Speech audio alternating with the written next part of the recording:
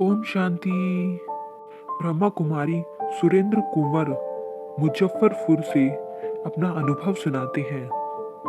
उनका अनुभव कुछ इस प्रकार है।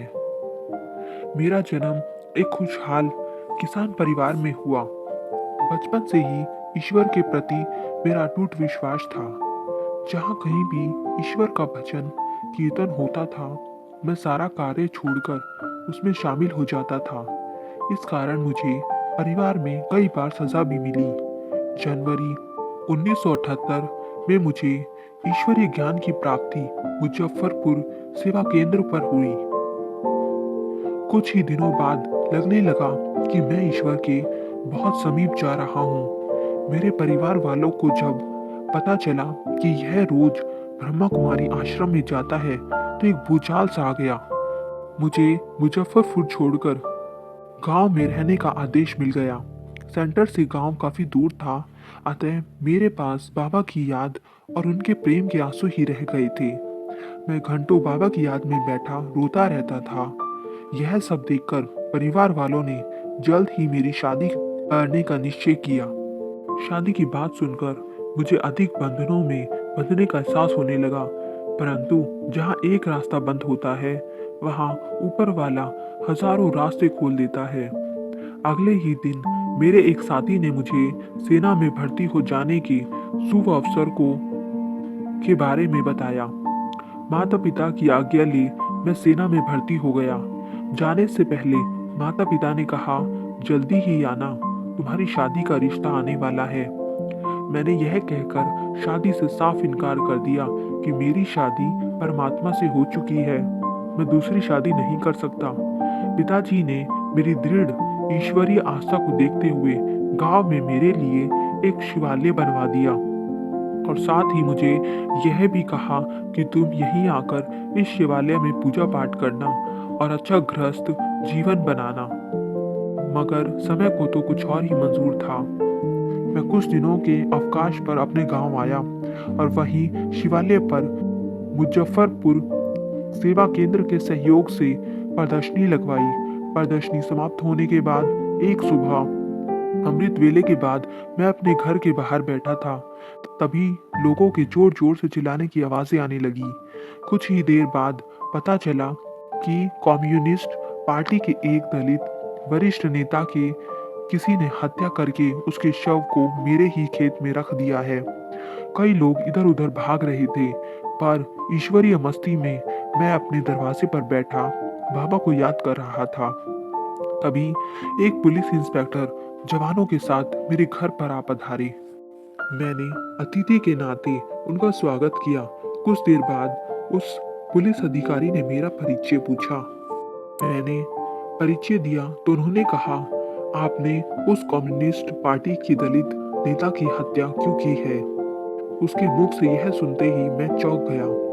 मैंने उन सभी पुलिस वालों को कहा, आप समाज के किसी भी व्यक्ति से पूछ लीजिए, मैंने आज तक किसी का बुरा नहीं किया। सभी से मेरा व्यवहार बहुत मैत्रीपूर्ण है। फिर किसी की हत्या करना तो बहुत दूर की बात है। मैं बिल्कुल ही निर्दोष हूँ।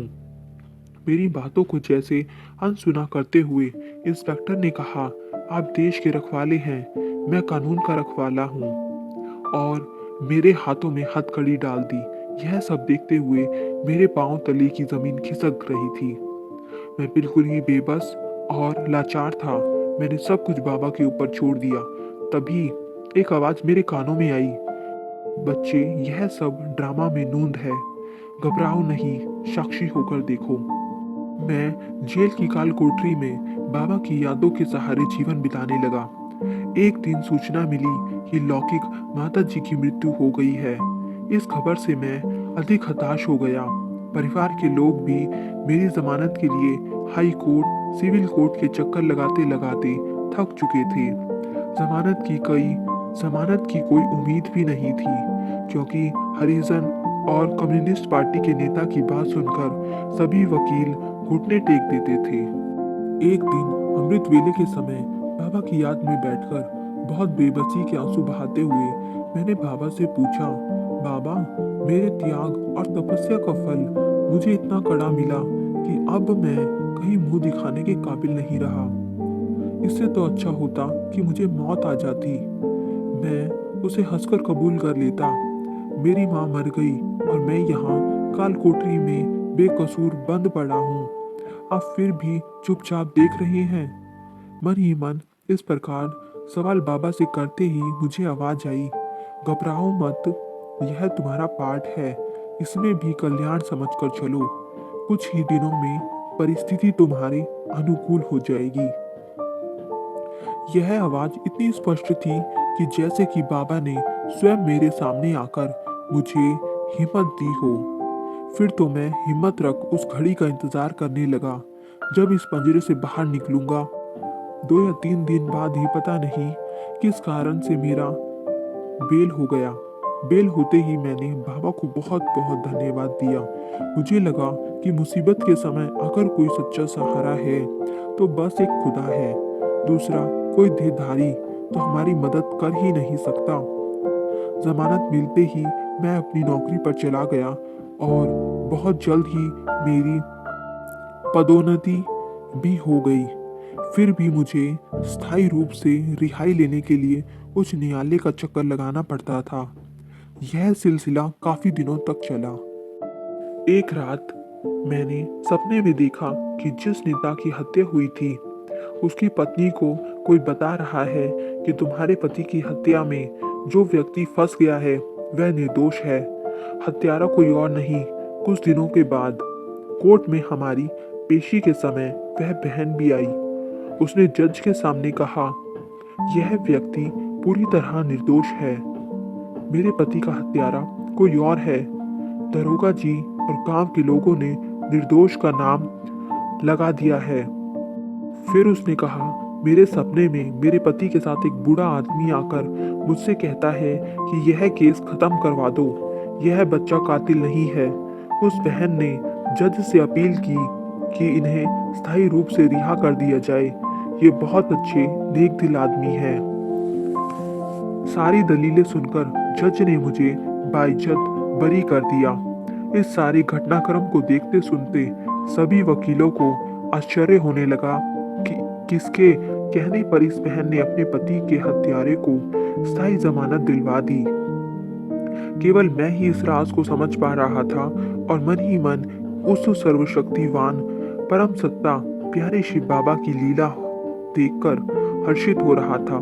साथ साथ खुशी से यह गीत भी गा रहा था, जिसका साथी है भगवान, उसको न रोक सके आंधी तूफान, इंसान या हैवान।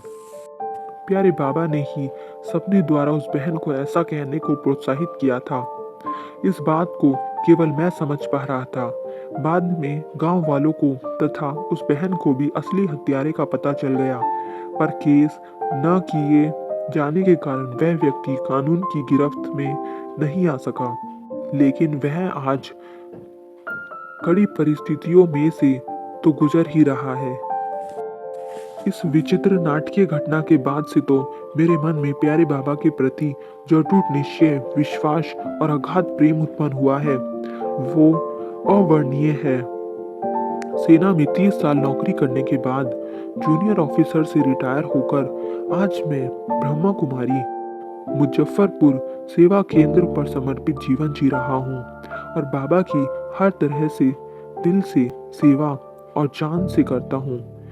भाई बहनों को यही संदेश देना चाहता हूँ कि सत्य की नाव हिलती अवश्य है पर डूबती नहीं। यदि हम सच्चे हैं तो जीत अवश्य होती है। सच्चे को परमात्मा का साथ और सहयोग भी अवश्य मिलता है। ओम शांति।